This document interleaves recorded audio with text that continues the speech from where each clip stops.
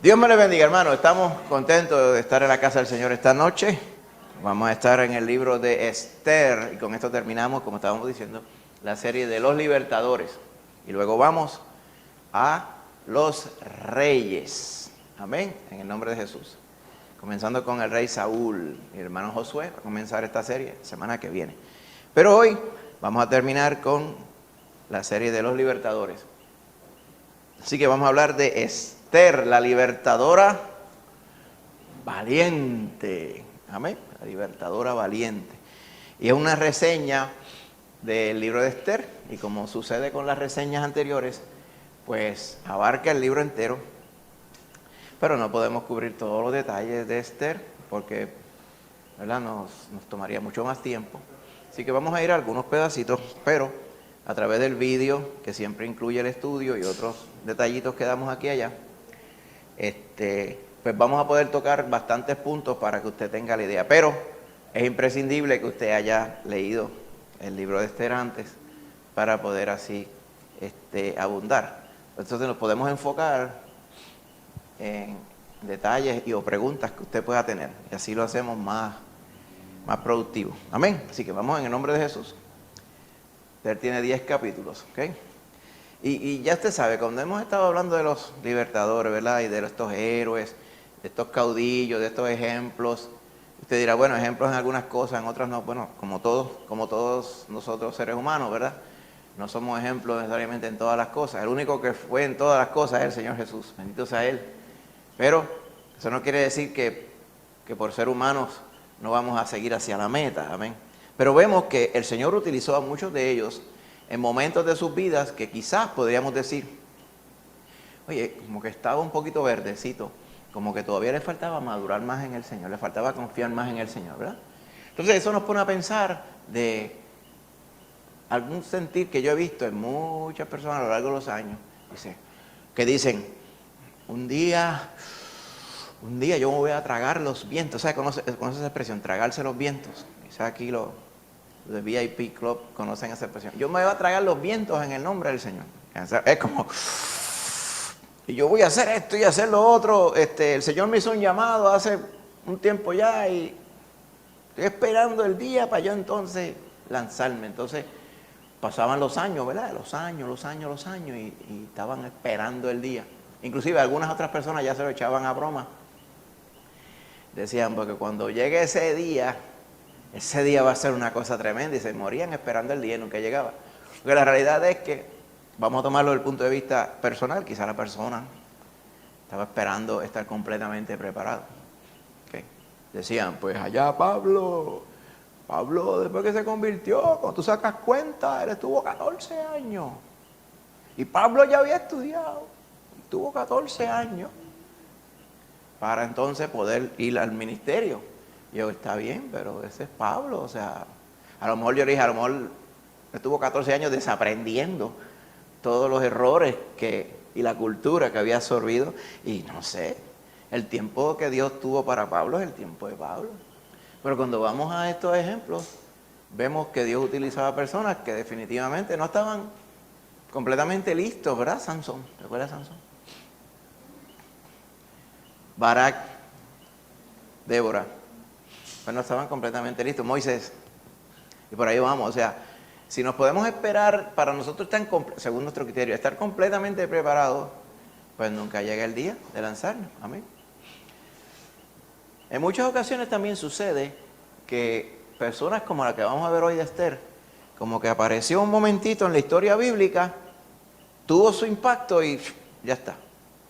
Y no se habló más del asunto. O sea, no fue algo que fue multitudinario. O sea, como diríamos, hoy estamos, ¿verdad? Y nos referimos muchas veces, y los evangelios citan y están intercalados con, por ejemplo, el ministerio del profeta Isaías, ¿okay?, de quien vamos a hablar posteriormente. Pero no tanto así de Esther. Esther tuvo una ocasión en el tiempo, ¿verdad?, con una necesidad específica, una situación específica, y el Señor la utilizó, aun cuando ella dudaba en muchas formas cómo era que Dios iría a hacer las cosas, pero eso no le impidió lanzarse, amén, a Lo que ella entendía era lo que Dios quería que ella hiciera. Por eso ella misma decía, ¿será para esto que he llegado yo a ser reina? ¿Verdad? Por aquellas cosas, por así decirlo, ¿verdad? O sea, como dicen por ahí, el Señor va moviendo todas las cosas y de momento uno se puede encontrar en una situación donde uno diga, pues no sé exactamente qué quiere hacer el Señor conmigo. Amén. Así que la historia de Esther tiene como parte de este contexto, y usted va a ver otro contexto que es el marco histórico donde ocurrió, allá en el reino de Persia, con el pueblo de Israel, parte de él bastante grande, que ya no eran cautivos en Persia, habían cambiado de mano. ¿Ok? Babilonia, Nabucodonosor, fueron conquistados por Darío de Media. ¿Ok? Después vino Ciro de Media. Y eventualmente Persia conquistó todo. En esta etapa que estamos, ya habían regresado por lo menos 2 tandas grandes de israelíes a su tierra, los que habían querido. Los que ya estaban todavía allí en este nuevo amo, porque habían pasado de amo, ¿verdad? Desde los babilonios a los medos, ahora a los persas, pues era que se querían quedar allí en Persia. ¿Okay? De los que se quisieron quedar en Persia está Mardoqueo y está Hadasa, o sea, Esther. ¿Okay? Estaba allí también. O sea, ellos no estaban allí en contra de su voluntad, ellos estaban allí muy contentos. Muchos de ellos se quedaron allí. De hecho, la inmensa mayoría del pueblo, se entiende que posiblemente se estima un 95% de todos los judíos se quedaron en Babilonia, o sea, lo que se convirtió en Babilonia, allá en el oriente. ¿Okay? Esto sería básicamente lo que es Irán hoy. ¿Okay? Allí se quedaron. Hay que tomar en cuenta ese contexto también.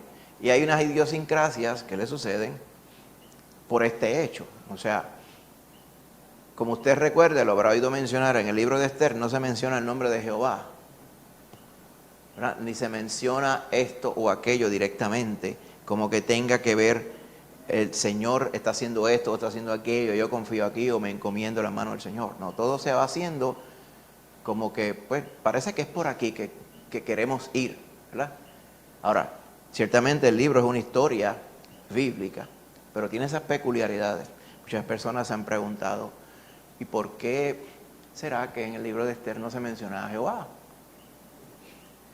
Yo pienso, de una manera sencilla, que el pueblo que se había quedado en Persia, porque habían querido quedarse en Persia, muchos de ellos habían ya olvidado, ¿verdad?, por lo menos los rudimentos de la fe en Jehová. No quiere decir que no reconocieran a Jehová, pero el fervor en Jehová ciertamente no estaba en ellos, porque la promesa de Jehová era que iban a estar cautivos en Babilonia, eventualmente pasaron de mano, recuerda, pero la promesa de Jehová era que iban a regresar y los iba a regresar a su tierra, amén, y los iba a restablecer allí. Por lo tanto, todo judío fiel estaba esperando esa promesa, y aunque se fuera a morir por edad, porque se iba a tardar por lo menos 70 años en lo que el primer grupo regresaba, por lo tanto los que eran mayores y fueron para allá, pues no tenían esperanza de regresar vivos por su edad, pero le inculcarían eso a su familia.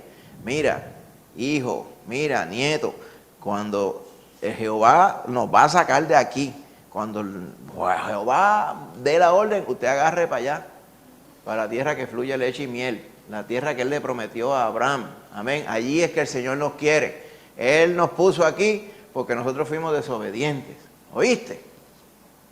Pero ese paso de ese mandato y esa expectativa evidentemente no transfundió bien a las próximas generaciones. Algo que sí trascendió a las demás generaciones era la cultura y muchas de las tradiciones judías. ¿Okay? Lo que se infiere aquí, por ejemplo, en el libro de Esther es mucho del peligro en el cual estaba la nación de Israel en Persia era étnico. O sea, los persas, por lo menos algunos de ellos, o uno de ellos, Amán, como vamos a ver, pues estaba ensañado y quería destruir al pueblo judío. Era un asunto de raza, de etnia o de estatus, ¿verdad? estos arrimados vinieron aquí, nosotros los heredamos como unos que habían estado cautivos acá y ¿para qué yo los quiero? Mejor vamos a sacarlos de aquí. Porque esta gente como que son bien hacendosos y hemos escuchado que antes tú le das pon y después quieren guiar, ¿verdad? Todos estos chismitos, estas peculiaridades se inmiscuían en el diario de todas las personas, especialmente los que no eran israelíes, pero eran judíos. No era tanto el pueblo de Israel temiendo van a ir en contra de lo que creemos, o en contra de Jehová, más bien, ¿verdad? Por lo menos lo que se nos relata en el libro de Esther. Amén. Usted conoce la otra parte de la historia de los que sí regresaron a Canaán, a la tierra prometida, y eso usted lo ve en el libro de Esdras y en el libro de Nehemías. Los que regresaron con Zorobabel, recuerda, los que regresaron con Esdras eventualmente, y cómo las dificultades que ellos tuvieron en restablecer, reconstruir los muros de Jerusalén, reconstruir el templo. ¿Se acuerda cuando estaban con una espada y con la azada en la otra? Bueno, ¿se acuerda de todos aquellos bandidos que estaban allí que no querían que ellos terminaran la obra? O sea, no les fue fácil, pero ellos fueron y restablecieron la nación e hicieron lo que Jehová les dijo que iba a hacer. Él no les dijo que iba a ser fácil, Él le dijo que iba a estar con ellos y así fue. Amén. Así que Esther es la contraparte. Ya cuando Esther sucede este libro, ya había una parte de Israel que había regresado, pequeña, allá a Judá. ¿Ok? Así que vamos a hablar de Esther. Esther sucedió en un momento dado, tuvo su impacto y luego de ello no la mencionan más. O sea, para lo que el Señor la tuvo aquí en la tierra fue efectiva e hizo lo que el Señor quería que ella hiciera. ¿Ok? Tenía muchas paradojas, o vamos a decir, o contradicciones, ¿verdad? O cosas peculiares en su vida. Una de ellas, por ejemplo, ella era judía, nació en el pueblo, parte del pueblo del pacto de Dios. Sin embargo, no estaba en la tierra que Dios les prometió, estaba en la tierra de Persia. Amén. O sea que no estaba del todo, vamos a decir así, en su mejor momento, o la situación no era una situación necesariamente estable o de largo plazo, a pesar de que muchos judíos, y era evidente que ella y su familia se habían querido quedar allí. Hermanita Lucy. ¿Verdad? Porque ellos estaban en Babilonia, los tenían cautivos antes, ¿verdad? Sí. Y entonces pasó a los persas. Pasó a los medos. Y posiblemente vivían ya en sus lugares en el tiempo de Babilonia, sí, y se quedaron. Sí, lo más seguro es que, ¿sabes? Ellos estaban bien allí, o sea, bien en el sentido financiero, vamos a decirlo así, con sentido económico. Ellos llegaron allí arrimados, pero eventualmente aún allí Dios los bendijo, ¿verdad? Y aún en el libro de Lamentaciones, amén, que escribiría el profeta Jeremías, ¿verdad? Hablando de cómo se lamentaban los judíos que estaban allá en Babilonia, diciendo, ay, tan bueno que era cuando estábamos acá. ¿Ves? Si Jehová nos hubiera acordado a nosotros, hubiéramos sido semejantes a Gomorra, decían. O sea que a nosotros no nos pasó nada por ser desobedientes, porque Jehová es bueno. Y por ahí seguía, ¿verdad? Ese es el tema de Lamentaciones. Pero la mayor parte de la añoranza era regresar a la tierra. Pues sucede que con el tiempo, estoy seguro, muchos de ellos evidentemente estaban relativamente bien. O sea, no eran los gobernantes de la tierra en Persia, eventualmente, Babilonia, Media, Persia, pero estaban bien. O sea, ya no eran, esclavos no eran, por lo que vemos. Quizás tenían algún tipo de marginalidad, o sea, definitivamente no eran y no se habían mezclado con los persas, lo cual los hacía pues separados, y quizás esa separación pues había un cierto tipo de recelo de los persas hacia ellos, ¿verdad? Como dice, esta gente, ¿por qué esa gente no se mezclan con nosotros? ¿Que son mejores que nosotros o qué pasa? ¿Ves? Que ellos tienen unas creencias diferentes, y todos esos asuntos crean roces eventualmente, ¿verdad? Y estoy seguro, parte de ellos usted lo ve en la historia de Esther, en el libro de Esther. Pero sí, Muchos se quisieron quedar, yo estoy seguro, porque estaban bien. Pues ya estamos aquí, pues el que vino de allá fue el bisabuelo, de allá de Jerusalén, pero ay, yo ni sé ni lo que es Jerusalén. Como en aquel tiempo no había internet, ni televisión, ni nada.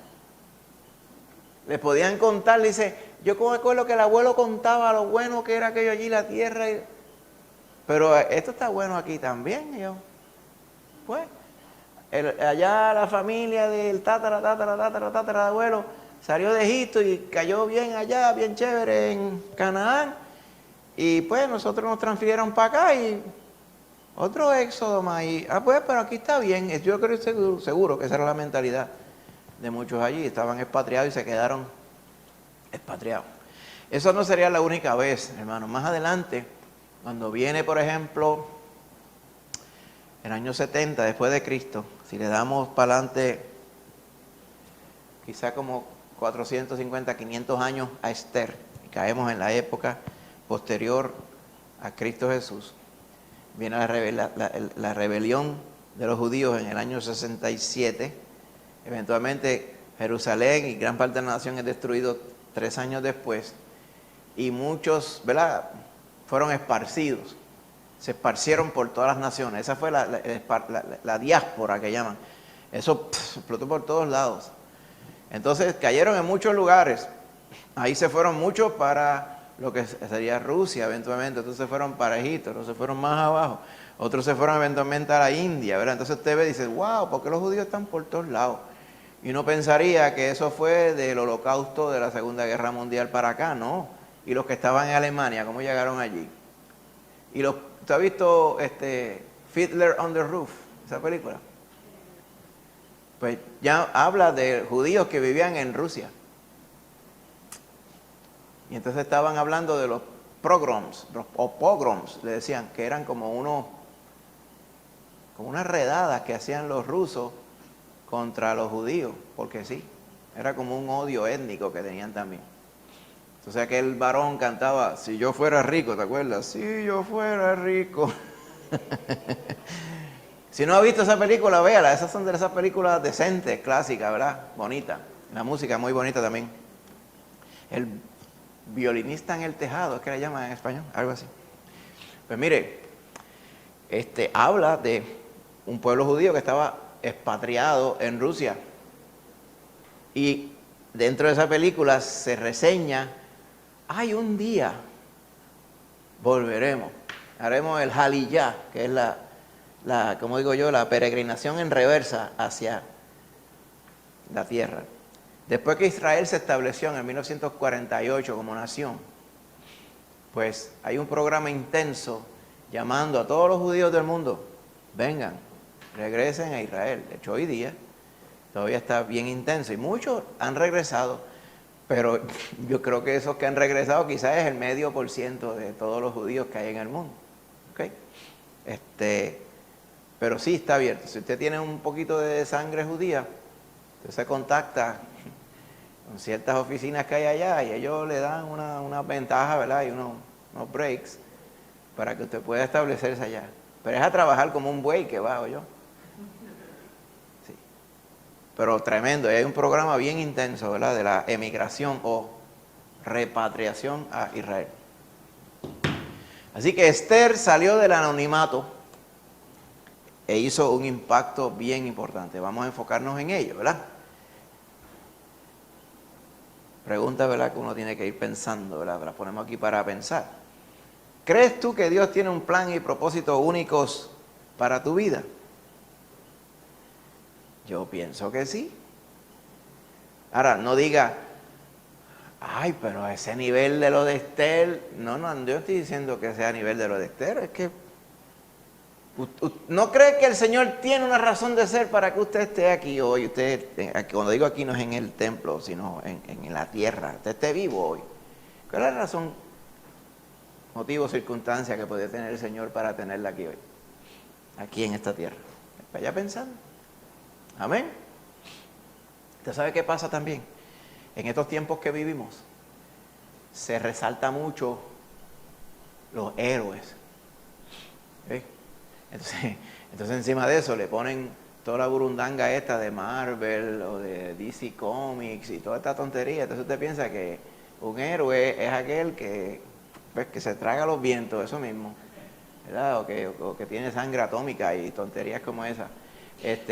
O que es un gran caudillo, que fue un líder militar o tal cosa. Entonces uno pierde de vista que el Señor nos ha puesto a nosotros para ser de bendición en donde nos ha puesto. ¿Se acuerda la canción? Brilla en el sitio donde estés, ¿verdad? No dice brilla en el mundo entero. Quizá alguno de nosotros se ha puesto a brillar en el mundo entero, de aquí a 20, 30 años dice, ¿viste cómo Dios usó al hermano tal, o a la hermana tal? Pues gloria a Dios, esto puede ser. Amén. Nunca digamos que no, nunca digamos nunca, pero aún si nadie recuerda o el impacto de nosotros no va más allá de 4 casas alrededor donde vivimos, olvídese de eso, el Señor le tiene en un lugar específico.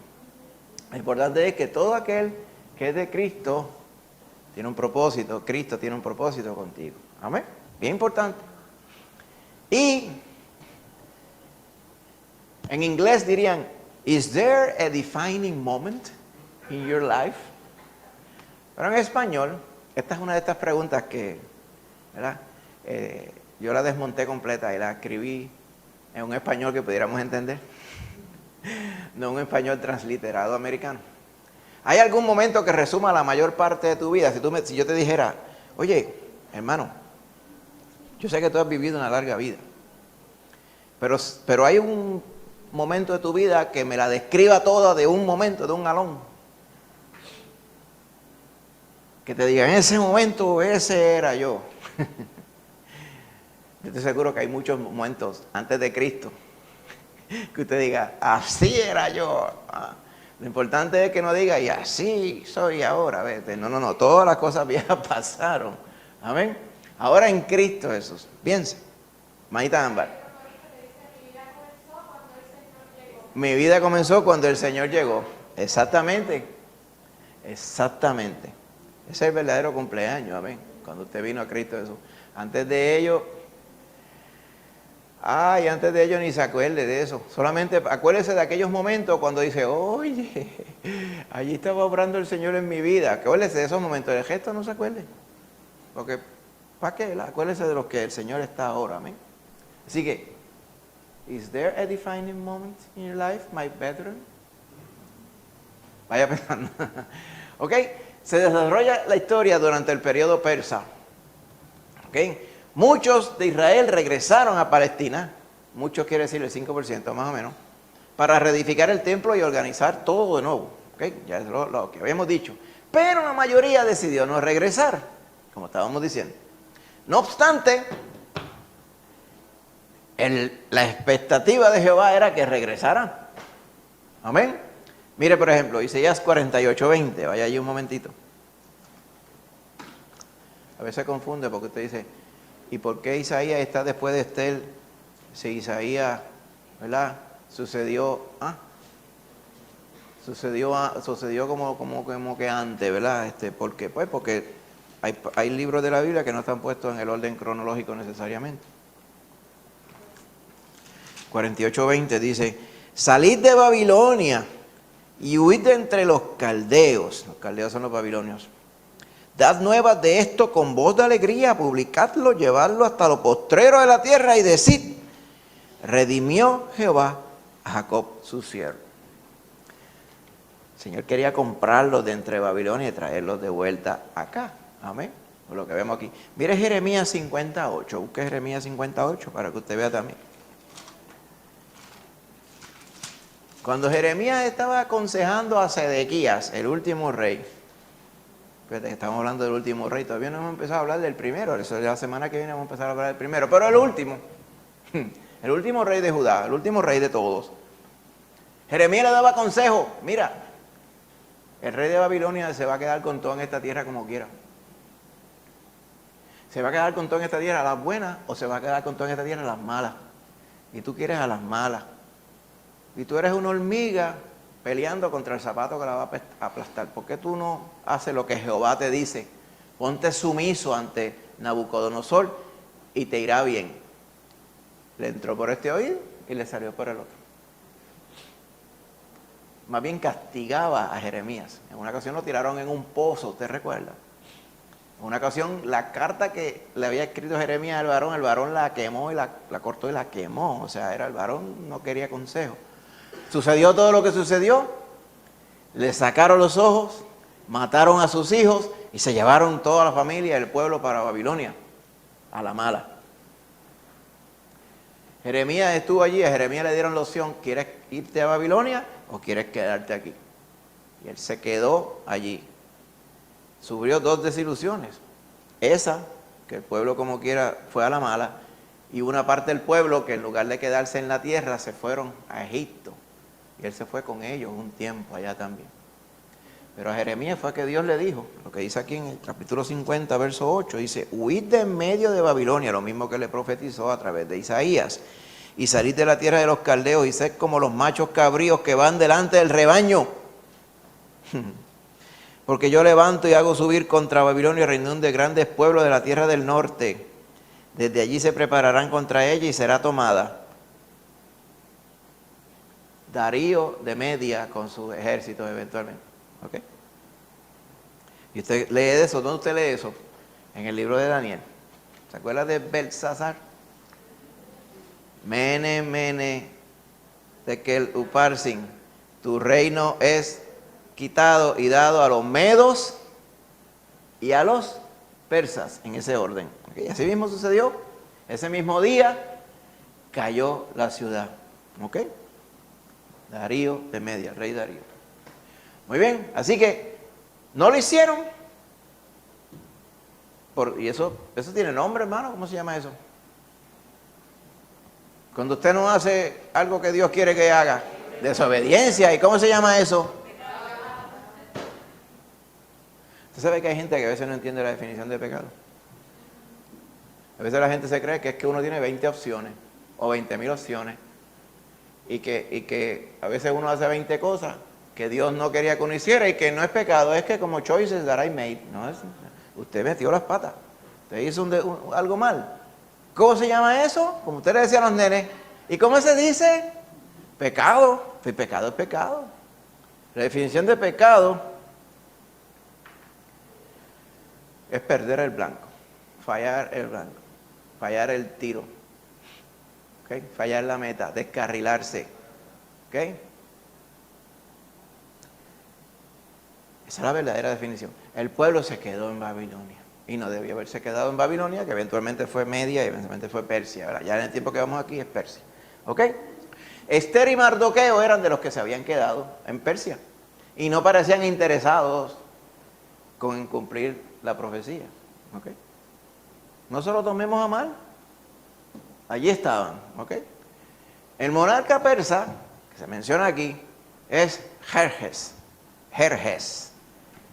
Él tendría un hijo que se llamaría Artajerjes o Jerjes II. La transliteración en hebreo de Jerjes es Asuero. ¿Ok? Asuero reinó 20 años. ¿Ok? Y fue un gobernante fuerte y efectivo. Usted puede leer de Jerjes en 800,000 libros que hay por ahí de historia. Puede verificar estas cosas que están aquí.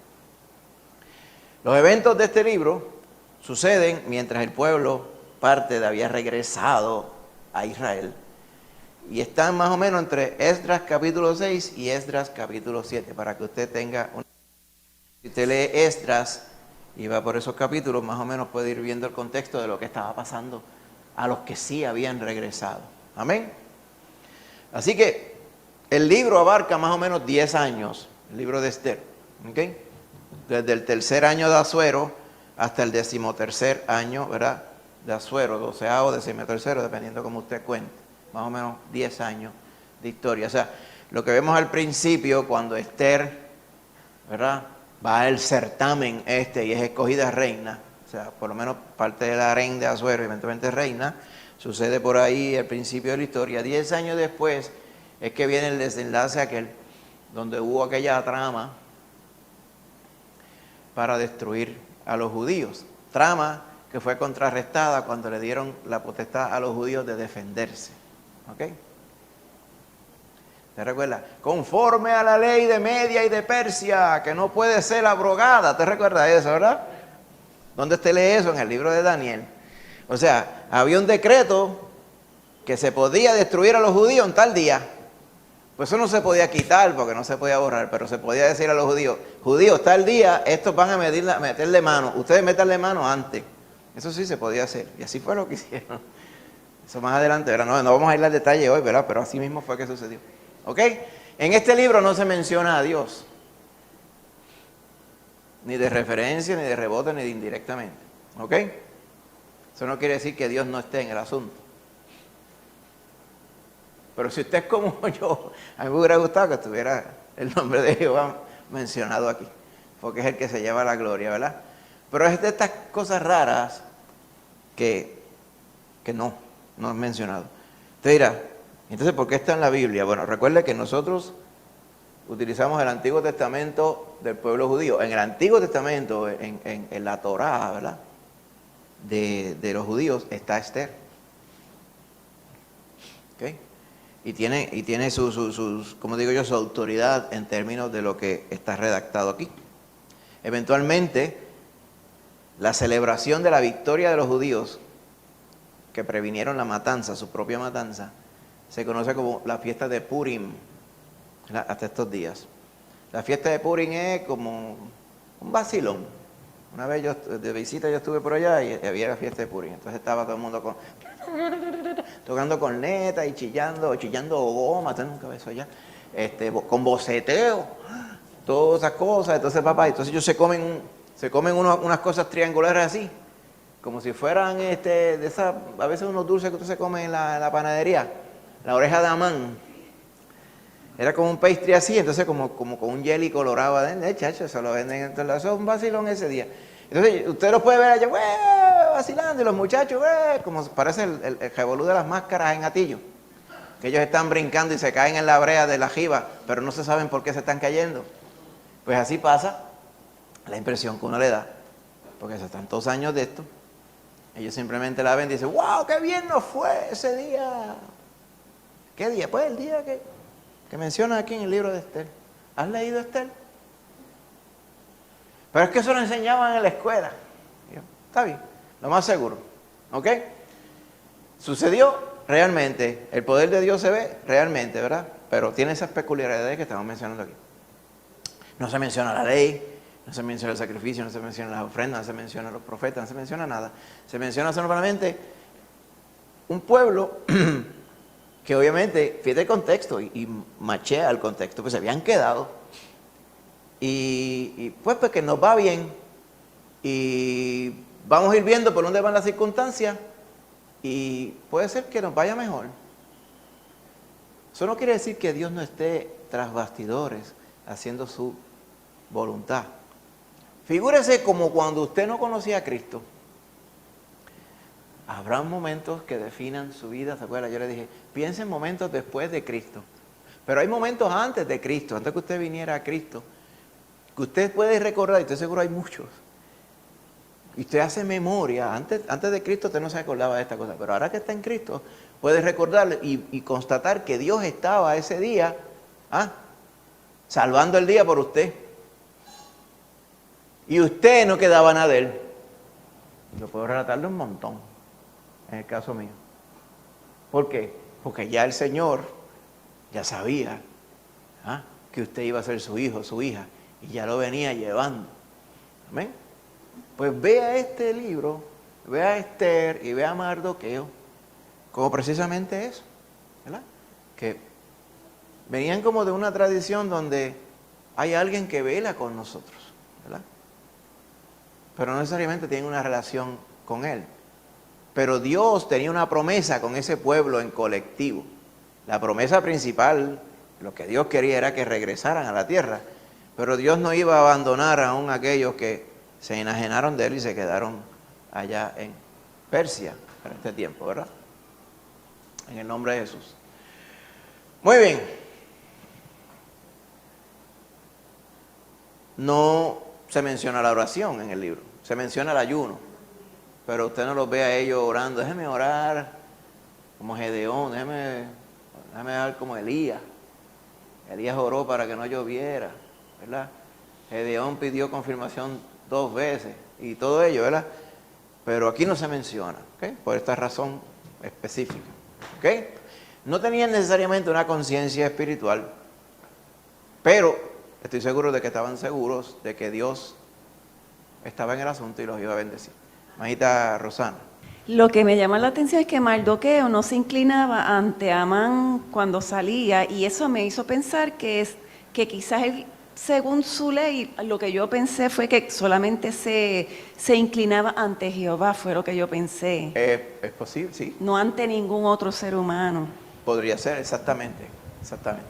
De hecho, ese mismo asunto fue que lo que le caía bien mal a Amán, porque Amán era de estas personas que le gustaba que la gente ¿verdad? Lo exaltara y lo reconociera, y entonces pues, una de las cosas que le enfurecía era esto mismo, que Mardoqueo no se inclinaba ante él. Entonces, como nos gustan los mapas, ¿verdad? Este fue el imperio, ¿ok? Eventualmente el imperio completo persa como tal. Para que tenga una idea, por acá, vamos, esta área por aquí, es lo que era el área de Palestina, Israel. De acá de Jerusalén y otras ciudades fue que se llevaron presos a través de este corredor y llegaron a Babilonia primero. ¿Ok? Después de ello, cuando fueron conquistados, Babilonia fue conquistado por Media. Media es esta región aquí, ¿la ves? ¿Ok? Eventualmente, la capital del poder pasó a esta ciudad que se llama Ecbatana. Allí estaba Darío y Ciro, ¿verdad? Ciro es otro de estos campeones también. Eventualmente, los persas conquistaron a Media, que habían conquistado Babilonia. La capital del reino pasó a Susa. En Susa es que estaba Asuero. Y eventualmente las fronteras del imperio, mientras conquistaban a los conquistados, pues todo pasó, ¿verdad? Grandísimo. De hecho, esta región acá compara en tamaño con la expansión del imperio romano más tarde. ¿Ok? Bien grande, ¿ok? Así que todo esto, ¿verdad? Usted mira aquí, toda esta región acá donde eventualmente Pablo iría a predicar, lo que le llamaban Asia. Aquí está Sardis, ¿te acuerdas? Tarso, Éfeso, ¿ok? Atenas, Creta, Chipre, está todo aquí. Pero entonces en esta región, que hoy sería básicamente Irán, es donde estaba y ocurre la historia de Esther, ¿ok? Así que es como si Esther y Mardoqueo vivieran en Washington, D.C. en estos tiempos, ¿ok? Y ahí es que se desarrolla la historia. Así que en esa región, ¿verdad?, de Susa hay unos hallazgos arqueológicos tremendos, ¿verdad? Existen muchas de estas construcciones que son como si fueran unas pirámides que llaman zigurats.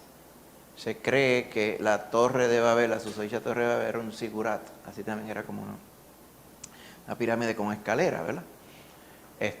Y todo esto, mira cómo esos ladrillitos, diferentes a los egipcios, ellos hacían unos ladrillos bien precisos y sus construcciones, ¿verdad?, para esos tiempos eran bien impresionantes. Mira acá también en Susa, tenían diferentes niveles de agua, como si fueran los locks de agua, ¿verdad? Como las puertas de agua y todo. Tenían los chorros de agua que caían para tener sus acueductos y todo, ¿sabes? Pero todo bien puesto, ¿verdad?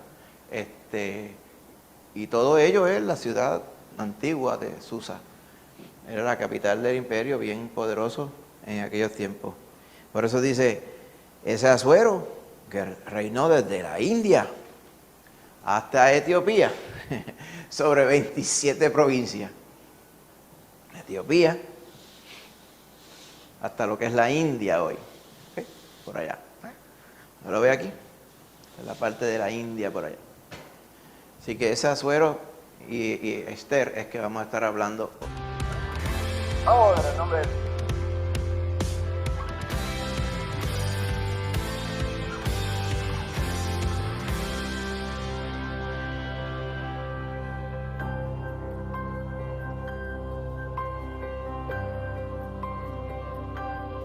En esta sesión hablaremos sobre la historia de Esther, una hermosa mujer judía que Dios usó para salvar a su pueblo de la extinción. Esther era huérfana. Por lo general no pensamos en eso.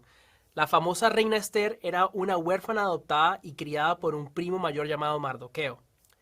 Como muchos sabemos, cuando el rey estaba buscando una nueva reina, Esther fue llevada al palacio con muchas otras jóvenes vírgenes. Recibió continuamente el favor de otros y al final ganó el corazón del rey y fue coronada reina. Al ir pasando el tiempo, Mardoqueo se hizo enemigo de Amán, el principal funcionario del rey. Amán convenció al rey de ordenar la destrucción de todos los judíos en el reino. Esther, arriesgando su vida, se presentó al rey. Le dijo que ella era judía y le pidió salvar su vida y la de su pueblo. El rey no solo honró su petición, sino que mandó a Amán a la horca, una que Amán había construido con la intención de matar a Mardoqueo. Esther es un libro único en muchos sentidos. Se le conoce porque no menciona a Dios abiertamente, ya sea por su nombre personal o de manera general. Además, Esther es el único libro bíblico en que toda la acción sucede en Persia. Para comprender el porqué, necesitamos un poco de contexto histórico. A inicios del siglo VI a.C., el reino hebreo de Judá se enfrentaba al imperio neobabilónico, una potencia mesopotámica. Al principio, Judá se convirtió en un estado vasallo, pero rápidamente se rebeló. Cuando Babilonia los atacó en el año 597 a.C., capitularon y 10 años después se rebelaron otra vez. Como respuesta a esta segunda rebelión, el rey Nabucodonosor de Babilonia destruyó Judá, su capital Jerusalén y el templo. Después de cada rebelión, los babilonios capturaron grandes números de judíos y los llevaron a Babilonia. A esta experiencia se le llamó exilio. Reasentados a la fuerza, esos judíos hicieron sus vidas en el sur de Mesopotamia. Medio siglo después, el imperio persa venció al imperio neobabilónico. Un poco después de su llegada al poder, Ciro el Grande formó el imperio persa y unió los reinos de Media y Persia. Ciro tomó Babilonia en el año 539 a.C. y al año siguiente promulgó un edicto que permitía a los judíos regresar a Jerusalén y reconstruir el templo. Aunque muchos judíos regresaron a su tierra, otros muchos no lo hicieron. Así que una comunidad esparcida de judíos siguió viviendo en el área alrededor de Babilonia. Esos judíos, ahora libres, comenzaron a comerciar y a establecerse en otras ciudades, incluyendo Persia al este de Babilonia. La ciudad principal de Persia era Susa. Aquí es donde ocurre la historia de Esther en el siglo V a.C. A Susa se le identifica con Shush, un conjunto de montículos en una extensión natural de Mesopotamia en el suroeste de Persia, que es la Irán moderna. Esta región, la antigua Susiana, estuvo en ocasiones bajo el dominio del estado dominante en el sur de Mesopotamia. En otras fue independiente y a veces formó parte de los grandes estados persas, pero en general fue siempre la ciudad capital. Aunque esta región estuvo poblada durante miles de años, la gran mayoría de los vestigios persas en el sitio datan de los reinos de Darío I el Grande, alrededor de 500 a.C., o Artajerjes II, unos 100 años después. Darío convirtió a Susa en la capital principal. Este hecho y el camino real que construyó para conectar Susa con Sardis trajo importantes visitantes extranjeros a la ciudad. El lugar de la antigua Susa abarca 4 distintivos montículos llamados por los franceses Acrópolis, Apadana, Villa Real y Villa de los Artesanos.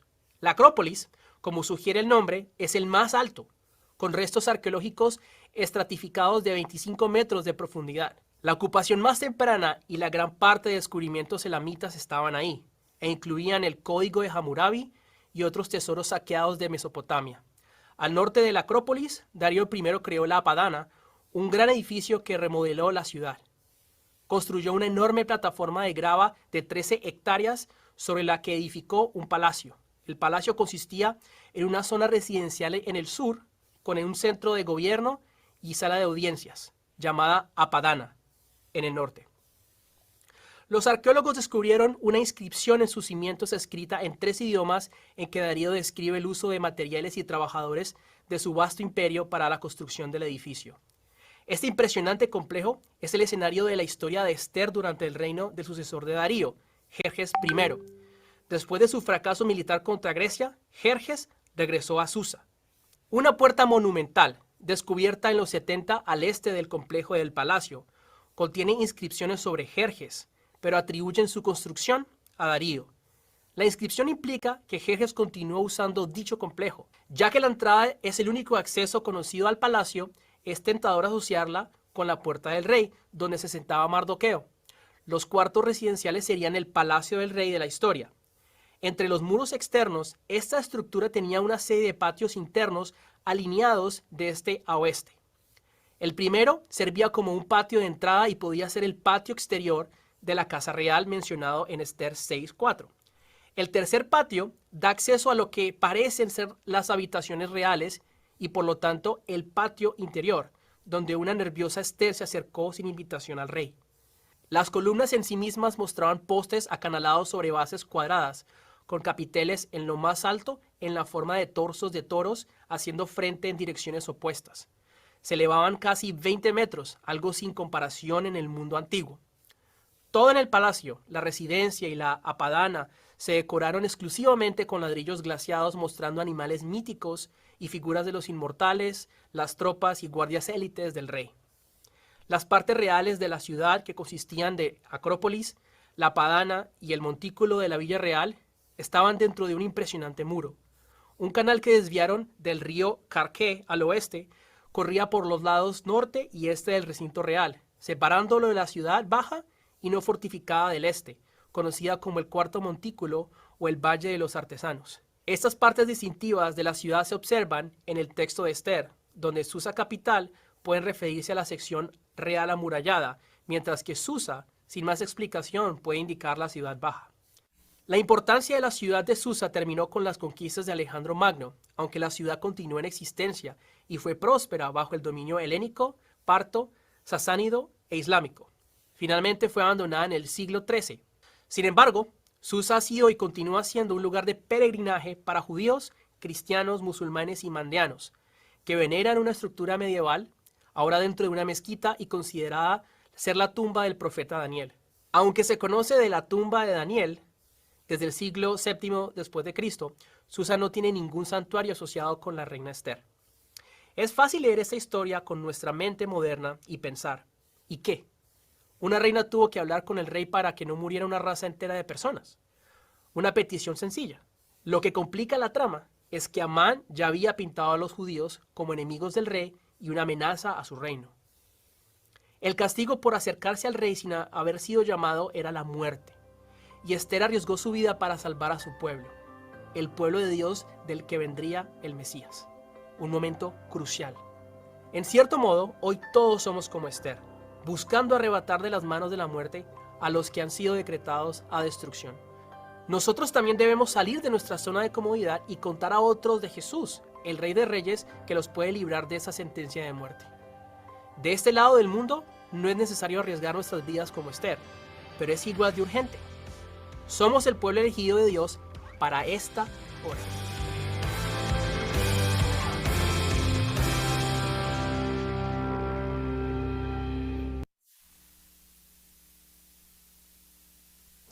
Ahí estamos, así que el varón le dio una reseña de algunos detallitos que habíamos estado hablando. Él habló un poquito más también de Susa, de todo, cómo estaba todo dividido allá, ¿verdad? Y lo enmarcó con la historia de Esther. Así que muy bueno, en nombre de Jesús. A nivel de biografía, ¿verdad? Pues siempre incluimos esta porción, ¿verdad? Para ir adelantando, ¿verdad? En el detalle. Hay un verso, capítulo 4, verso 14, que dice: porque si callas absolutamente en este tiempo, respiro y liberación vendrá de alguna otra parte para los judíos, mas tú y la casa de tu padre pereceréis. Y quién sabe si para esta hora ha llegado al reino. Eso se lo dijo Mardoqueo a Esther. ¿Okay? Así que, como dijo el varón en el vídeo, es algo, ¿verdad? Un momento crucial donde se jugaba la persistencia, ¿verdad? La vida del pueblo judío en Persia. ¿Okay? Así que Esther era huérfana. ¿Okay? Allá ella eventualmente sería la que Dios usó para revelar y salvar a su pueblo del exterminio como tal. Adasa era su nombre judío, que significa mirto. También puede querer decir novia, ¿sabes? Mirto, ¿verdad? Tiene un palito de mirto. ¿Sí? Úrsula tiene un palito de mirto. Yo tengo uno que me regaló Úrsula, un cantito, está allí. Ya poco a poco creciendo, pero lentamente. Pero verá que bien huele. De vez en cuando echa flores. Un olor tremendo. Mirto. ¿Okay? Esther es la versión persa del nombre, ¿ok?, que le pusieron allá. Significa estrella, Esther, Esther. No está claro si su pariente Mardoqueo fue que le puso el nombre Esther para ocultar que era judía, o si recibió ese nombre cuando eventualmente se convirtió en la reina de Persia. ¿Ok? Es evidente que Esther no fue la que dio a luz heredero al trono persa, ¿verdad? La duración de su reinado es incierta porque no se nos dice, ¿verdad? No podemos encontrarlo en la historia. Pero algunos eruditos, ¿verdad?, de los estudiosos de la Biblia proponen que el reinado fue de 13 a 14 años, más o menos. Recuerde que el mismo Asuero fue rey 20 años.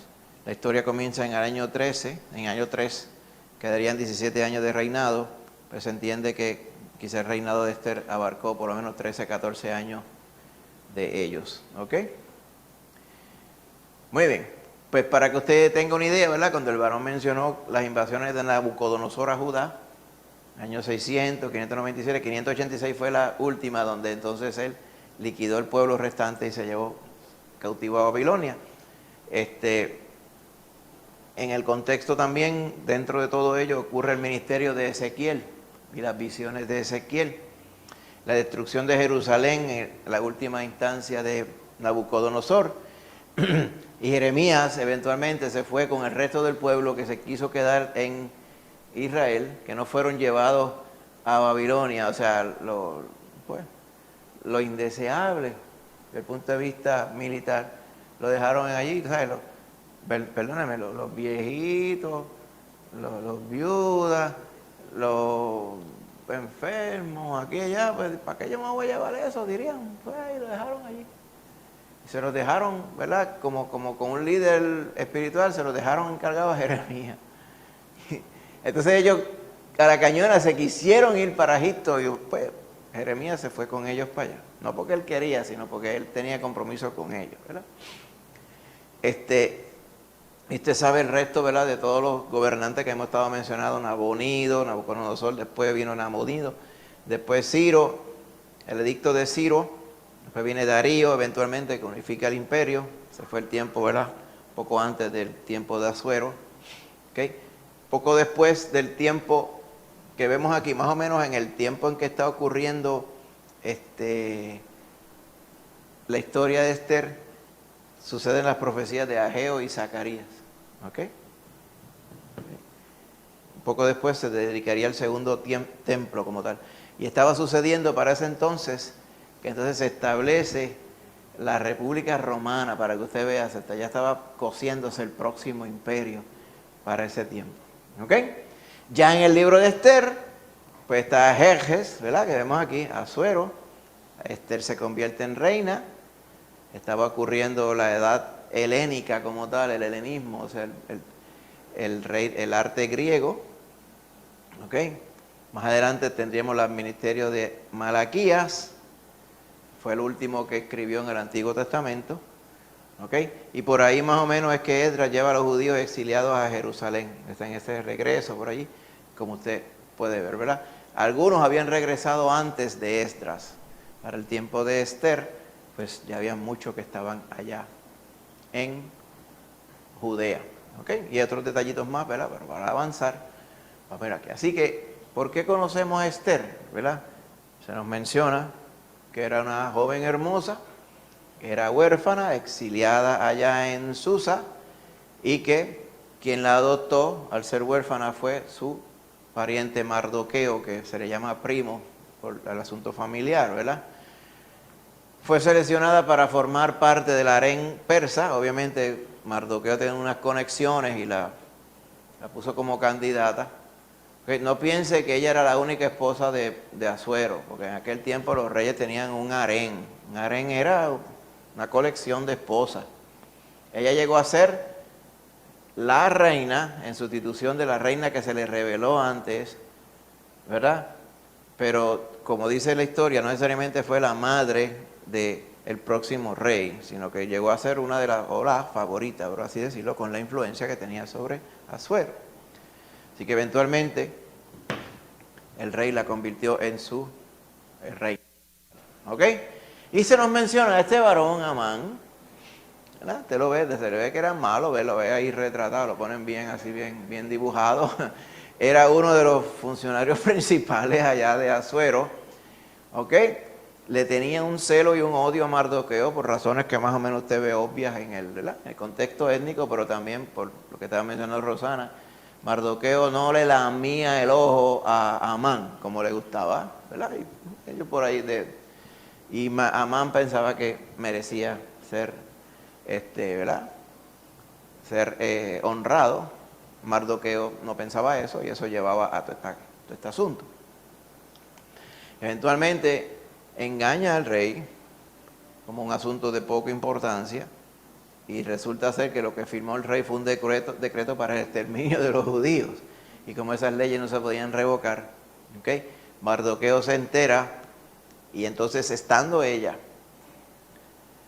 como parte de la corte del rey, ya con la influencia sobre el rey o empezando a ganar esa influencia, ¿ok? Mardoqueo le pide a ella que interceda a nombre del pueblo con el rey, ¿ok? Así que por eso es que en el verso 14, capítulo 4, dice, mira, esto no es para salvar al pueblo, es para salvarte a ti también, y de rebote me salvo yo también. ¿Okay? Así que tú eres la única que tienes acceso al rey. ¿Okay? Así que eres tú la que está puesta para esto. Mire los pastries estos, la oreja de Amán. Ok. Esther fue una gran mujer de gran valor y de profunda espiritualidad, ¿verdad? Vemos el verso 16. ¿Verdad? Tenemos que entresacar esto con mucho cuidado. Ahí es que ella dice, ve y reúne a todos los judíos que se hallan en Susa y ayunad por mí. Y no comáis ni bebáis en 3 días, noche y día, y yo también con mi doncella ayunaré igualmente, y entonces entraré a ver al rey, aunque no sea conforme a la ley, y si perezco, que perezca. Este verso famoso, ¿verdad? Ahí es que se menciona el asunto de ayunar, no sin embargo implica oración, pero no se menciona directamente. ¿Ok? Así que en la fiesta de Purim, este libro se lee en voz alta. ¿Ok? En celebración del rescate del complot de Amán. ¿Ok?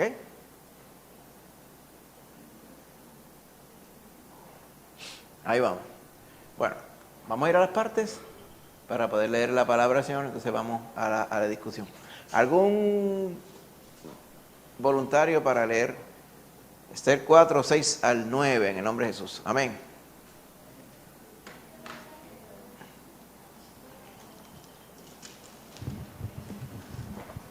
Dice Esther 4, versículos 6 al 9. Salió pues Atac a ver a Mardoqueo a la plaza de la ciudad que estaba delante de la puerta del rey. Y Mardoqueo le declaró todo lo que le había acontecido y le dio noticia de la plata que Amán había dicho que pesaría para los tesoros del rey a cambio de la destrucción de los judíos. Le dio también la copia del decreto que había sido dado en Susa para que fuesen destruidos a fin de que la mostrase a Esther y se lo declarase, y le encargara que fuese ante el rey a suplicarle y a interceder delante de él por su pueblo. Vino Atac y contó a Esther las palabras de Mardoqueo. Ok. El contexto, este varón Atac, o Hataka, como usted le quiera decir, es lo más puertorriqueño, era un eunuco. La función del eunuco, en este caso, uno que se había puesto al servicio de ella, el rey lo había puesto al servicio de su reina, en este caso Esther. El eunuco era un varón, literalmente eunuco, o sea, castrado, por así decirlo. Ellos estaban a cargo de cuidar el harén del rey. ¿Por qué eran castrados? Por razones obvias. ¿Ok? Entonces, eran varones de confianza. Ya hay veces que al pasar el tiempo se utilizaba la palabra eunuco para definir a un funcionario de la corte de un rey o de un emperador o como fuera. No necesariamente es que era literalmente eunuco, pero tenía una posición de autoridad como muchos de ellos las tenían en otros lugares, siendo eunucos literalmente. En este caso este varón literalmente era eunuco.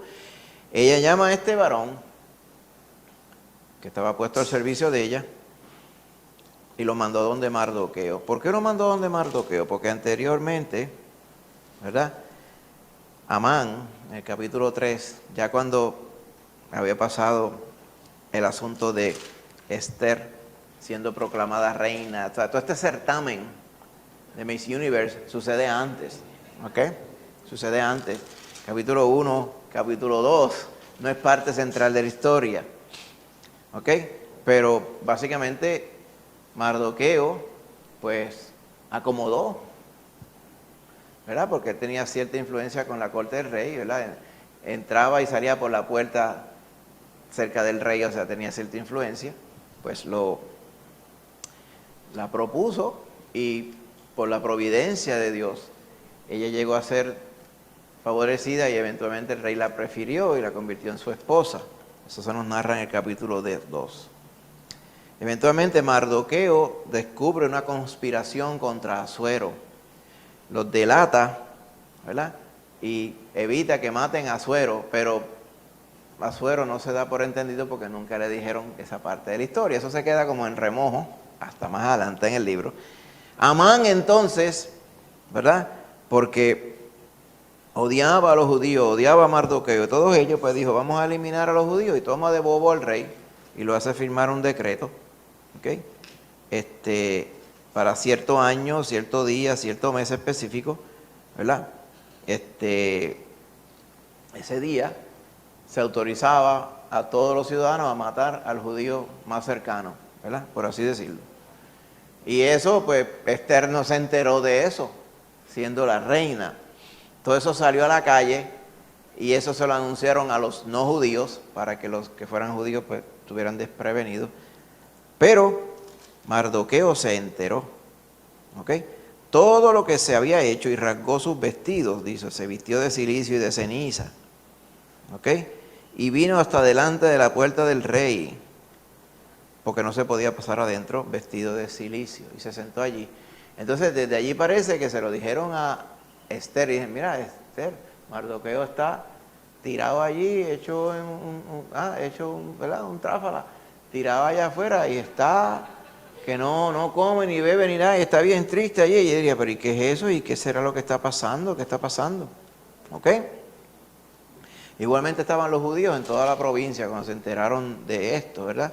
Entonces por eso fue que ella, dice, le envió vestido, mira, mándale una jopa, a lo mejor fue, pero para que se vista bien, y él no los aceptó. Y ahí fue que ella mandó a llamar al eunuco, y el eunuco fue donde él, y Mardoqueo le contó al eunuco lo que pasaba, y le dio la copia de este decreto, ¿ok?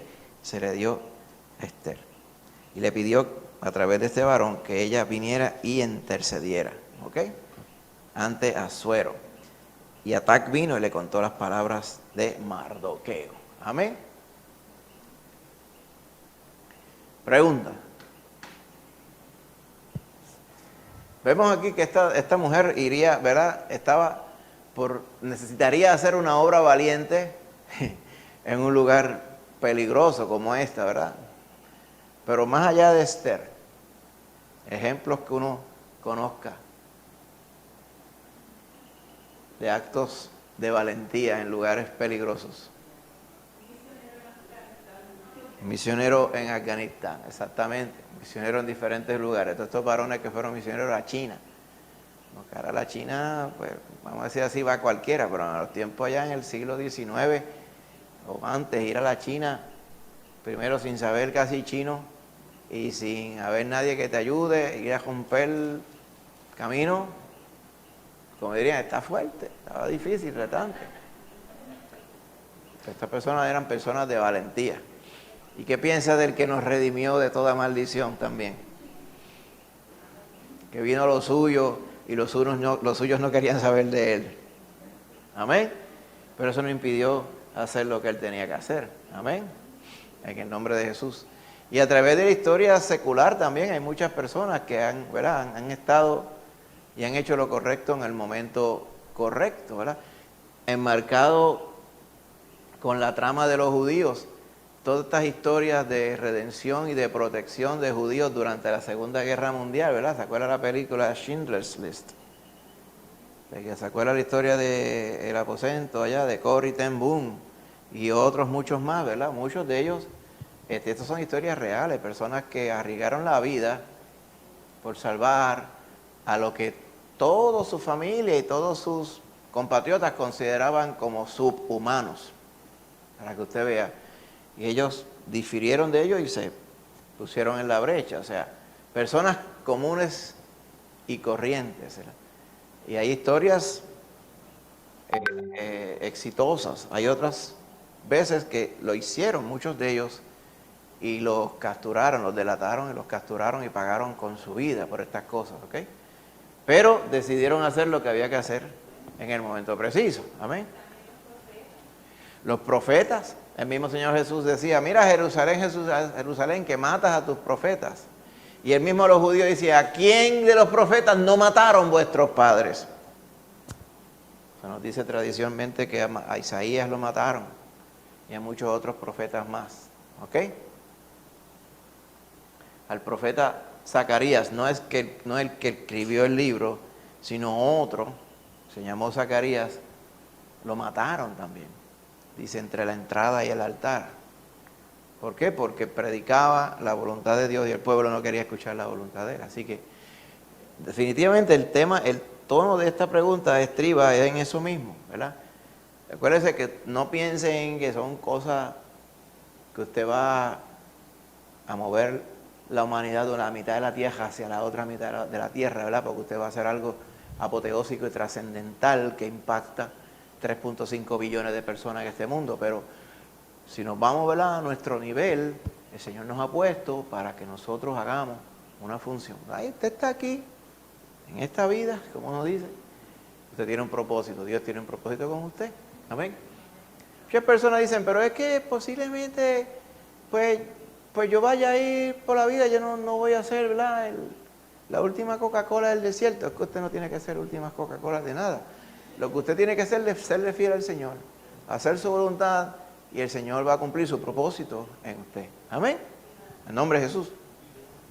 Así que mencionaron al varón Atac, y Atac fue donde Mardoqueo, y Mardoqueo le mandó a decir, y ahora Esther se va a enterar de lo que le dice Atac, versos 10 al 12, algún hermanito que lo quiera leer por acá. ¿Quién dijo yo?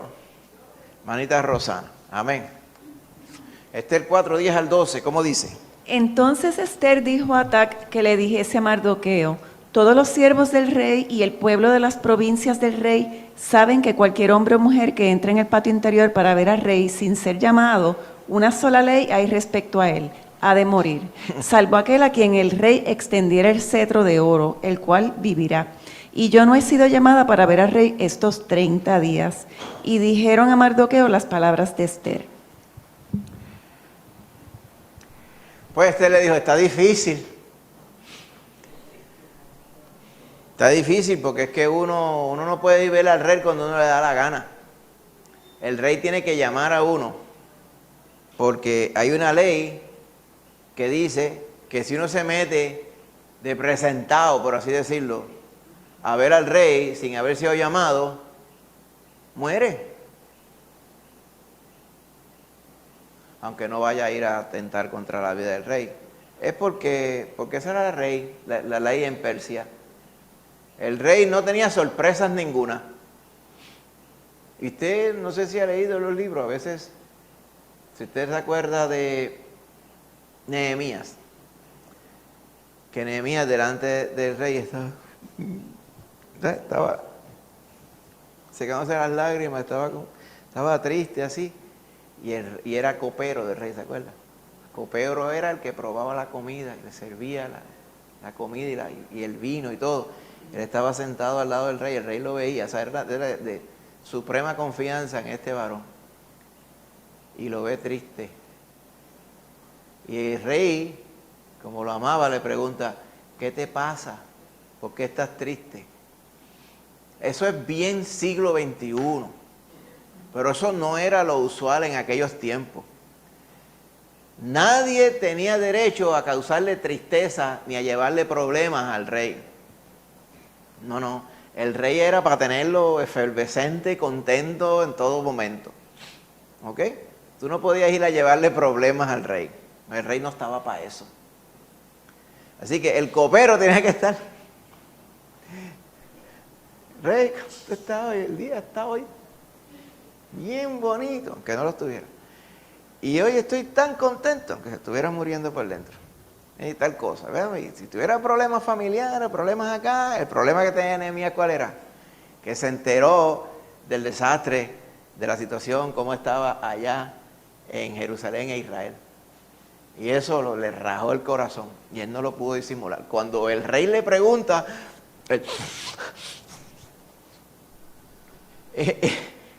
y parece que decidió, me voy a tirar. Como Esther no se ha tirado todavía, pero se va a tirar. Le dijo, mira, rey, lo que está, ¿cómo no voy a estar triste? O sea, eso era cuestión de, saquen a este que le está pegando la mala vibra al rey. ¿Entiendes? Le está pegando tristeza, angustia al rey.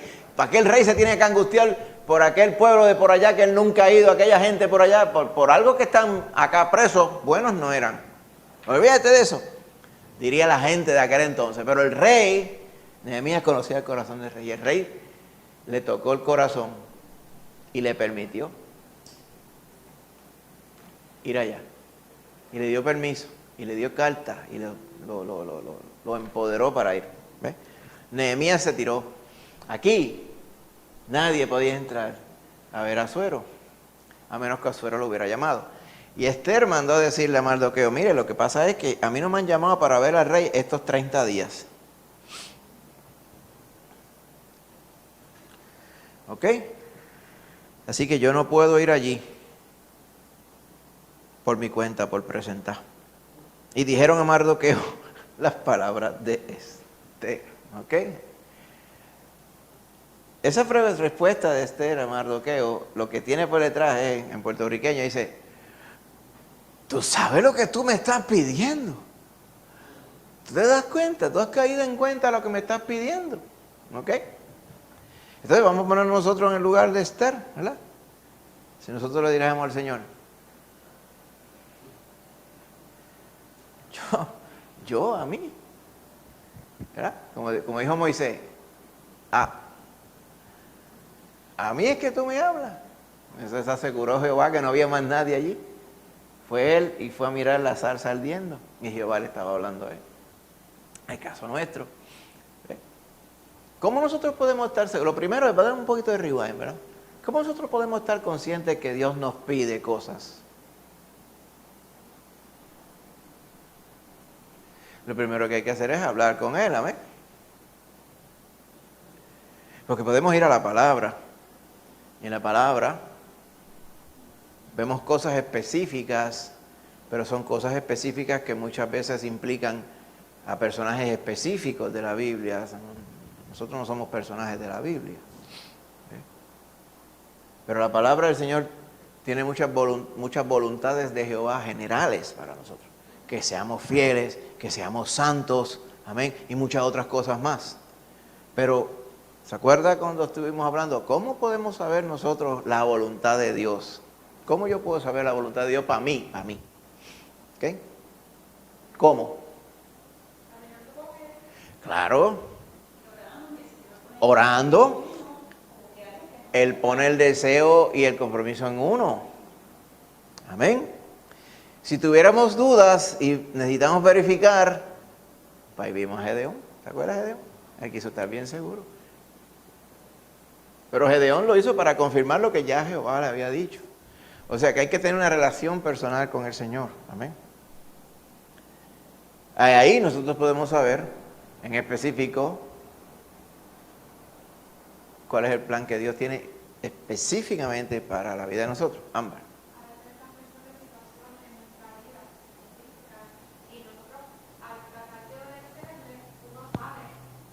Claro. Claro, claro. Exacto, en la circunstancia que va llevando la vida, una vida de obediencia al Señor, el Señor nos va llevando. Amén.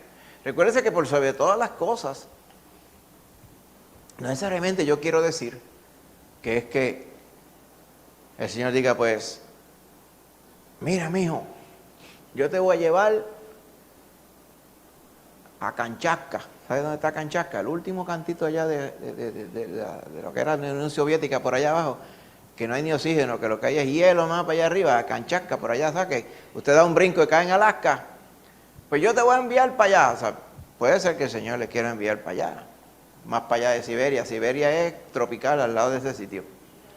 Ve, y te dice, puede ser que sea eso, pero no necesariamente yo estoy hablando de eso, de algo tan específico y tan espectacular como ellos.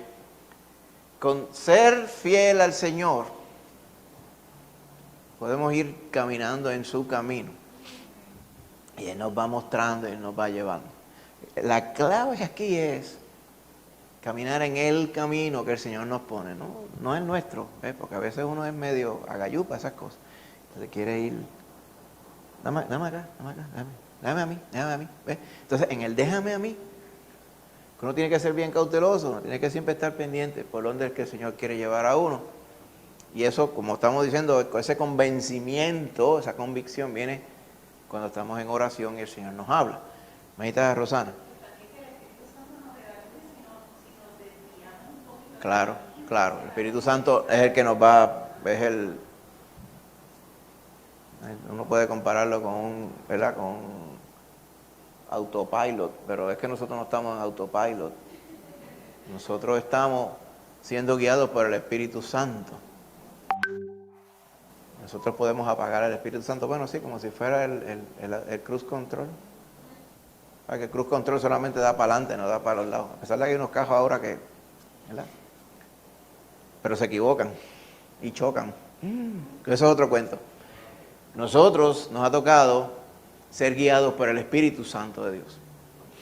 Y si nos ponemos en sus manos, Él nos va a guiar de manera precisa a donde Él quiere que vayamos y hagamos. Amén. En el nombre de Jesús. Amén. Ahora, podemos tener temor en esos momentos, ¿verdad? Según el Señor nos va llevando. ¿Usted no le da miedo cuando usted le dice, Señor, haz tu voluntad en mi vida? Dice, va. Dice, el Señor me lleva a sitios que yo no quiero ir. Y si me pone a hacer cosas de las cuales no estoy preparado. ¿Ah? O si me pone a hacer esto y... ¿Ah? Y si me pone de verdad a pagar un precio. Y ciertamente le da temor a uno. ¿Ok? Y que nosotros tenemos que estar completamente conscientes. Amén. A veces nosotros nos ponemos las cosas del sufrimiento y la angustia física, le damos demasiado peso, hermano. Cuando Cristo está en el asunto, usted va por ahí lo más feliz. Oye, usted puede pasar las situaciones que sea y Cristo está en el asunto con usted, usted está bendecido. Todas las cosas ayudan a bien a los que aman a Dios. ¿Veis? Todas las cosas son todas las cosas, hermano. Las cosas difíciles, humanamente hablando, y las cosas sencillas o llevaderas también. Señor siempre está ahí con nosotros. ¿Ok? Y esta pregunta es bien hecha en el contexto de la historia de Esther, ¿verdad? ¿Cómo puede el valor o el temor que reflejamos afectar al cuerpo de Cristo como un todo? ¿Cómo puede afectar?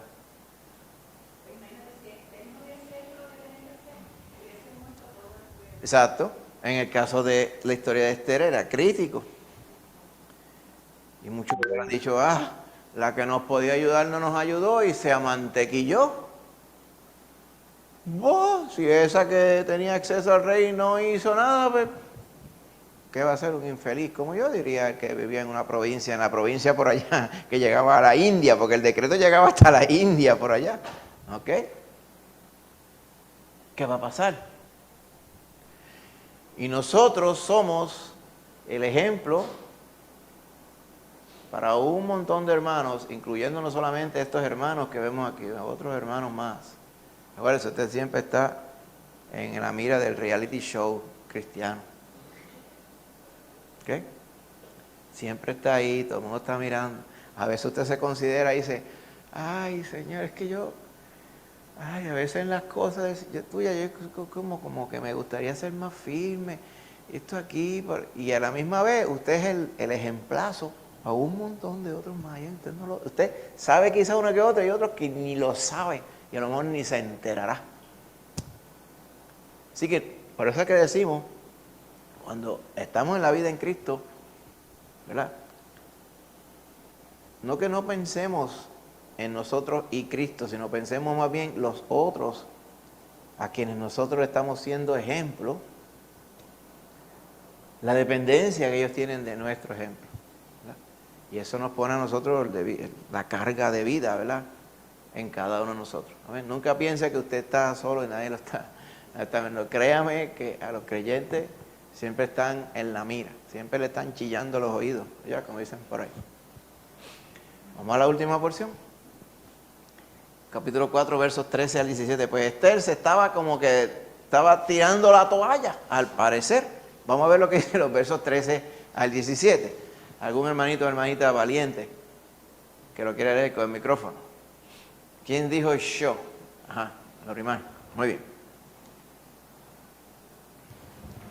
Esther 4, 13 al 17 dice: Entonces dijo Mardoqueo que respondiese a Esther: No pienses que escaparás en la casa del rey más que cualquier otro judío, porque si callas absolutamente en este tiempo, respiro y liberación vendrá de alguna otra parte para los judíos, mas tú y la casa de tu padre pereceréis. Y quién sabe si para esta hora has llegado al reino. Y Esther dijo que respondiese a Mardoqueo: Ve y reúne a todos los judíos que se hallan en Susa, y ayunad por mí. Y no comáis ni bebáis en 3 días, noche y día.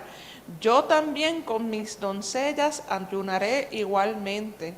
Y entonces entraré a ver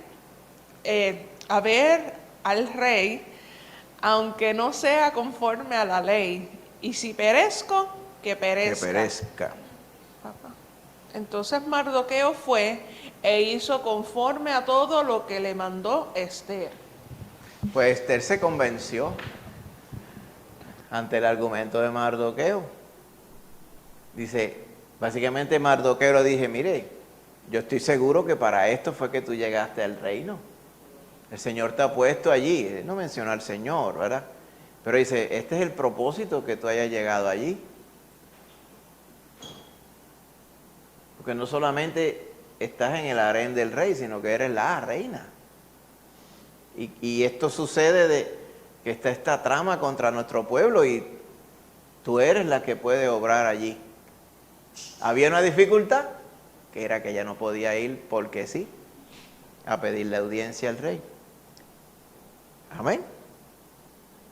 Pero entonces lo que ella hizo, esto lo lees en el capítulo 5 en adelante, ¿verdad?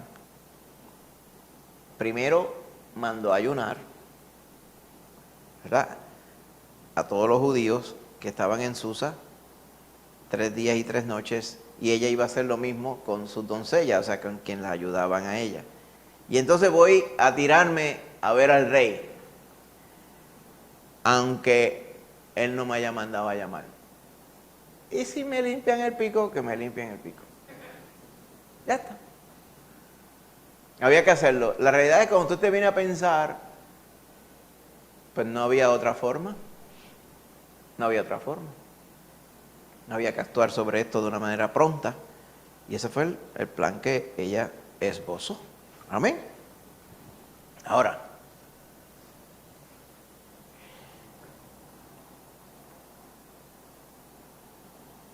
¿cuán convincente fue el argumento que le presentó Mardoqueo a Esther? Especialmente los versos 13 al 14. ¿Cómo le dice él en el 13? No creas que porque estás en la casa real te vas a salvar, Miss Judía Universe. Porque antes de Miss Universe eres judía, ¿oíste? Eso es verdad. Ok. Y el verso 14. Si te callas, ok, Fíjate lo que dice. Va a haber respiro y liberación para los judíos de alguna otra parte. O sea, este varón estaba confiado de que Jehová iba a obrar. Y eso es parte importante cuando usted se pone a pensar. Si Isaías no hubiera dicho, heme aquí, envíame a mí, ¿se iba a quedar Jehová sin que nadie fuera por él? No, mijo. Isaías perdía el honor y la honra de servir a Jehová en ese aspecto y el Señor ponía otro. Usted piensa, bueno, mire el asunto cuando decía el Señor Jesús, si se calla uno, hablan las piedras. Porque el mensaje del Evangelio hay que llevarlo. El privilegio es de los que son comisionados a llevarlo y lo llevan, como nosotros. Pero el que lo comisionan y no lo quiere llevar, usted piensa que es que hay una falla y no se está predicando lo debido, ¿no? El Señor pone a otro. Es bien importante. Le estaba diciendo entonces a Esther, mija, tú tienes que hacerlo, tú eres la que estás puesta allí. Si el Señor va a librar, que lo libre a través de ti. ¿Ah? Y parece que eso fue lo que la puso a pensar. Puede haber habido un aspecto en Esther de, pues, que es un aspecto bien humano. Y le pasa mucho a las de muchas, los grandes jefes de las alturas de las corporaciones que están en una oficina por allá en otro lado del mundo y ellos no tienen contacto directo con la realidad de lo que está pasando en muchas de sus empresas, con el soldado de fila que está allá batallando todos los días a diestra y siniestra, ¿verdad? Y están desconectados por completo. O sea, a duras penas pueden hacer su trabajo bien si no están conectados con los que están allá en remoto. A ella le puede haber pasado eso mismo, ella estaba allá, ¿qué ñame tenía?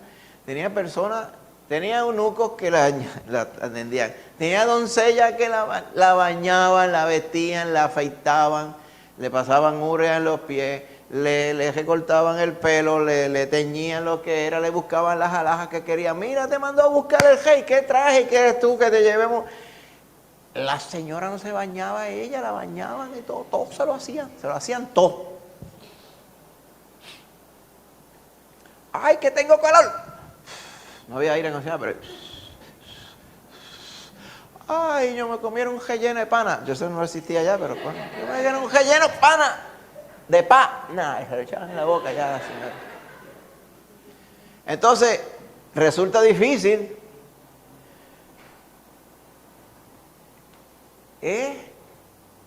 Mira al primo tirado allí, vestido de saco. Ay, esos que no tiene ropa. Y le mandó ropa.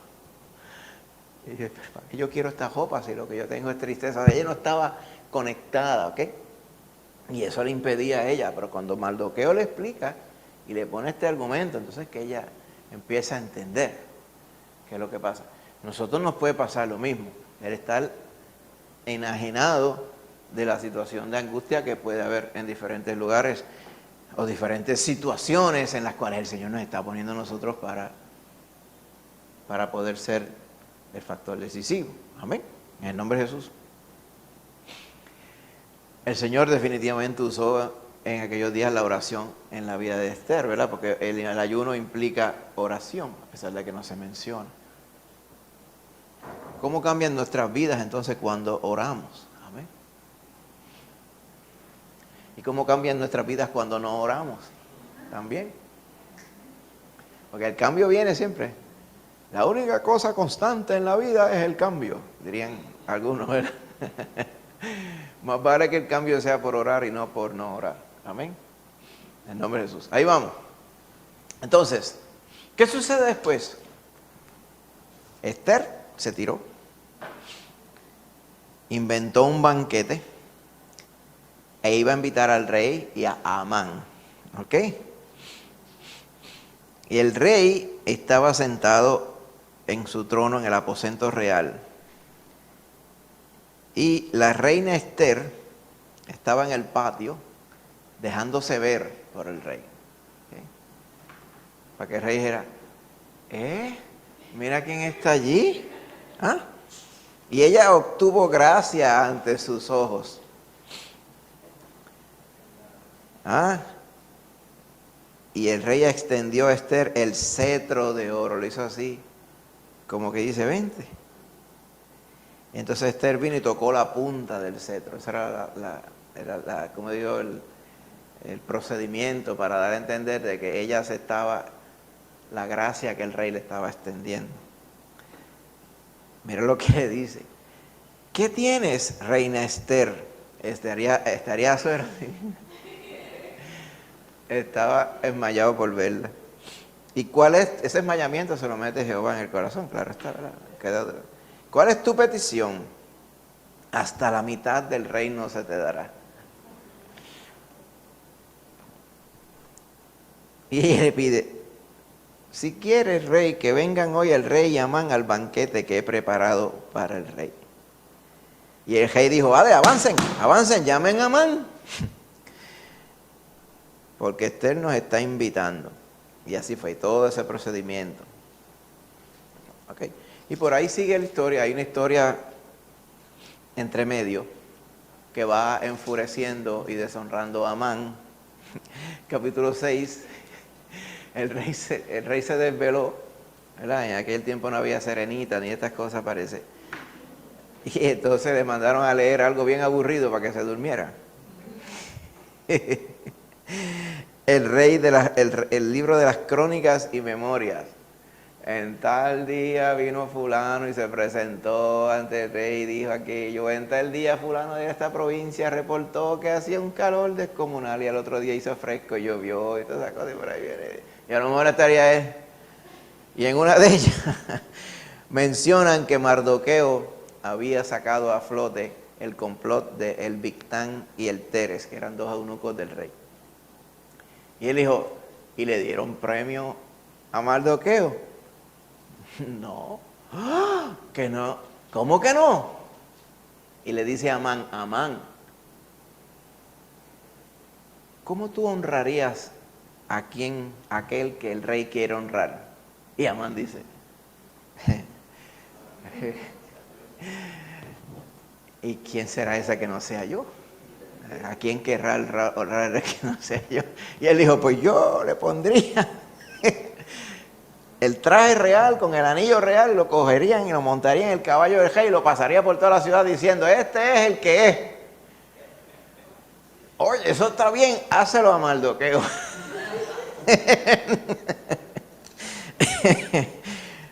Mira, hazlo a Mardoqueo y que no se te ocupe y no se te escape ningún detalle. Ok. Pero mira lo más grande, en el verso 13, capítulo 6, la mujer de Amán, que se llamaba Zeres, le dijo, si de la descendencia de los judíos es ese Mardoqueo delante de quien has comenzado a caer, no te salva nadie, básicamente, no lo vencerás, sino que caerás por cierto delante de él. En vez de las Zeres decir, no te apures, mijo, yo voy a ti, ¿verdad? Que todo en la casa, Amán, Amán, Amán. Ra. La mujer le dijo, va, ¿es judío ese? Boah, yo he oído según la historia que el que anda detrás de los judíos viene tumbando cabeza. No te salva nadie, Amán. Y así fue. El resto de la historia. Eventualmente el rey le dice en otro banquete, dime la petición que yo te dije que te iba a conceder. Dice, oh rey, sea mi vida dada por mi petición y mi pueblo por mi demanda, porque hemos sido vendidos yo y mi pueblo para ser destruidos, para ser muertos y exterminados. Pero ¿quién fue el bandido que hizo esto? Era él que lo había firmado, pero el que lo mandó a firmar fue Amán. El enemigo y adversario es este malvado Amán, y Amán estaba en el banquete. Se levantó el rey encendido en ira. Los registros de Jerjes en la historia dicen que este varón prendía de un cuarto de maniguetazo. O sea, que era extremadamente bondadoso, pero se inflamaba en ira, pero una cosa que metía miedo, tenía esa peculiaridad, ese defecto de carácter el varón. Aquí ese defecto era el que no mandaba. Se encendió en ira y se fue fuera. Y Amán empezó a suplicarle a Esther, casi tirado frente a Esther. Y cuando entró el rey de nuevo, dijo, ahora este se va a propasar de la reina también. Y lo mandó a que lo sacaran. Y en el cadalso que él había preparado para ahorcar a Mardoqueo, lo ahorcaron a él. Dice, tenía 50 codos de altura. O sea que, como 70 pies. Tuvieron que tirar una grúa para treparlo hasta allá arriba, a 70 pies, y colgarlo allí. Y después, eventualmente, el rey decreta una ley para que los judíos se defendieran, porque estaba vigente todavía aquello, solamente que no había nadie que apoyara a los judíos. Así que todo el resto de la historia, evidentemente en el 9, usted ve el título, dice, los judíos destruyen a sus enemigos. ¿Okay?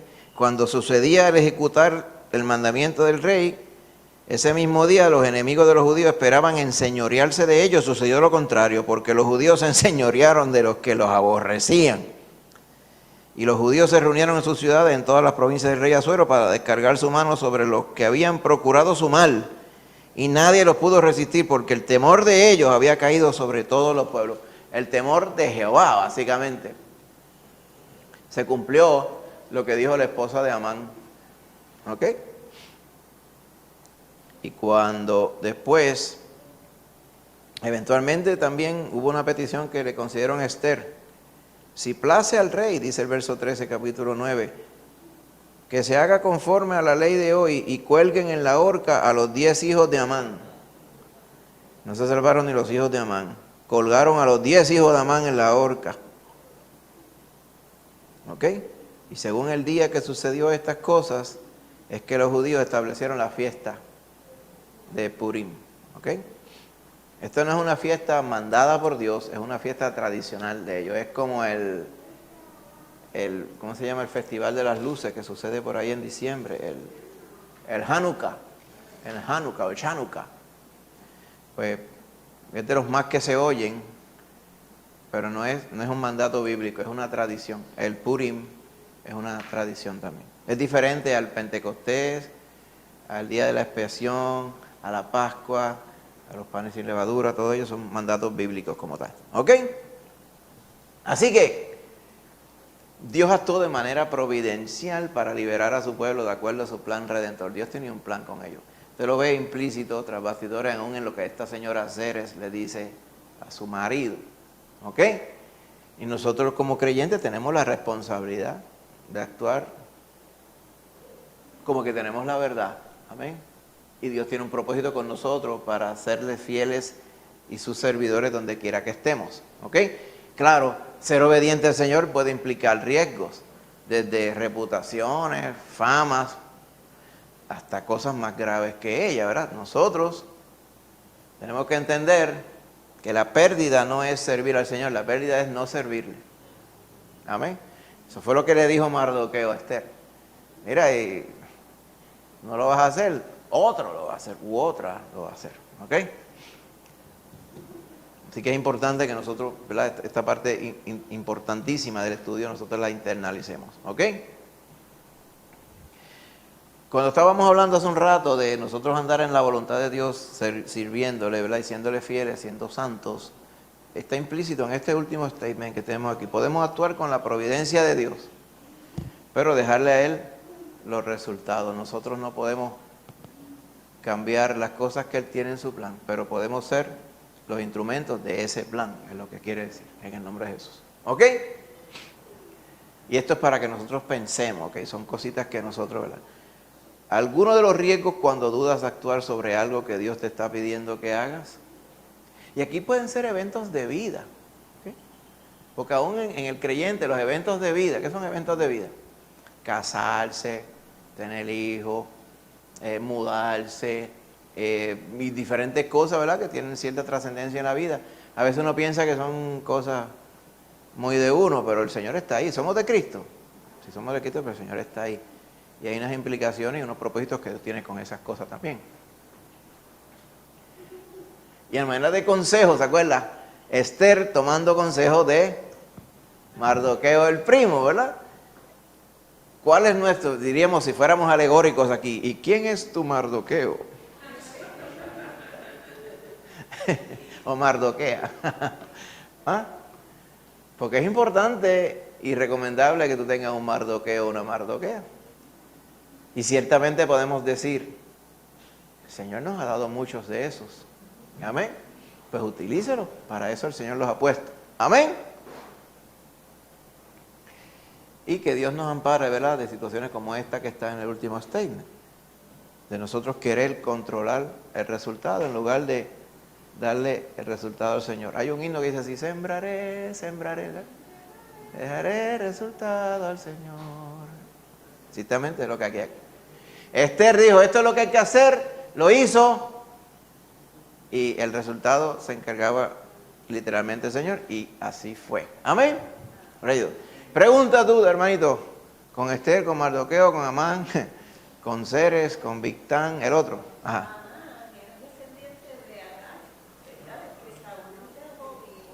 De Acab. Ah, de Agag, sí, de Agag, sí, del Agageo, sí, sí, sí. Sí, ese sí, de Agag. Ese fue el rey que dejó vivo, ciertamente, que dejó vivo Saúl. Cuando Jehová le dijo, tú vayas, exterminas a todos. Agag, ¿de qué pueblo era? ¿Cómo se llamaban los? Agag. No me acuerdo, ¿viste? Yo sé que Agag, cuando Saúl no lo mata y lo trae junto con todas las vacas y los bueyes y todas aquellas cosas, que se supone que los hubiera matado también, pues los trae, y como había pasado tanto tiempo, y ve el litigio que había entre Samuel y Saúl, y Samuel regañando a Saúl, y Dios desechando a Saúl, dijo, pues, ya el que tiene autoridad no me mató, ya pasó el peligro de la muerte. Pero en la Biblia dice así. Y ahí fue que Samuel lo mandó a buscar. Le dijo, traigan ese bandito para acá. Y dijo, así como tú dejaste un montón de madres sin hijos, tu madre será sin hijo también aquí mismo. ¡Fua! Dice que lo mató. Y lo cortó en pedazos, dice. Pero eso era que Samuel, después de eso, cuando fue a visitar a Belén, los ancianos de Belén dijeron, ¡ah! Ahí viene Samuel. Ay, ese es el que corta a la gente en pedazos. Y le dijeron, varón, ¿vienes en paz? ¿Te recuerdas? Así le dijeron, ¿tu venida es en paz? Sí. Llamadme a este varón Isaí y a sus hijos. Y, ay, ¿qué le irá a pasar a Isaí y a los hijos? Decían, este varón no come cuento. Y ahí fue que Jehová le seleccionó a David. Amén, en esa porción. Pero es cierto, Amán, cuando usted vea, hay descendientes buenos y descendientes que no son buenos. Rahab